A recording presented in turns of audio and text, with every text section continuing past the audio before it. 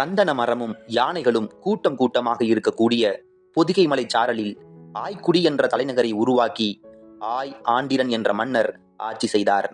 அதாவது இன்று இருக்கக்கூடிய குற்றாலம், பாபநாசத்தை சுற்றியுள்ள பகுதி. இந்த ஆய் ஆண்டிரன் கடையேழு வள்ளல்களில் ஒருவர்.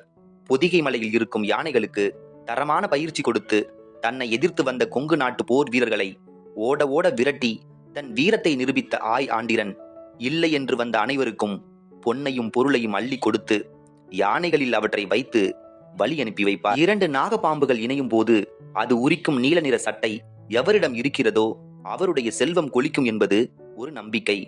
அப்படி ஒரு சட்டை ஒரு முனிவரின் மூலமாக ஆய் ஆண்டிரனுக்கு பரிசாக கிடைக்க, தன்னிடம் அது இருப்பதை விட உலகத்தை ஆளும் சிவபெருமானிடம் அது இருந்தால் இந்த உலகமே செல்வத்தால் கொளிக்கும் என்று எண்ணி அதை சிவபெருமானுக்கு ஆடையாக கொடுக்கிறார் இந்த ஆய் ஆண்டிரன்.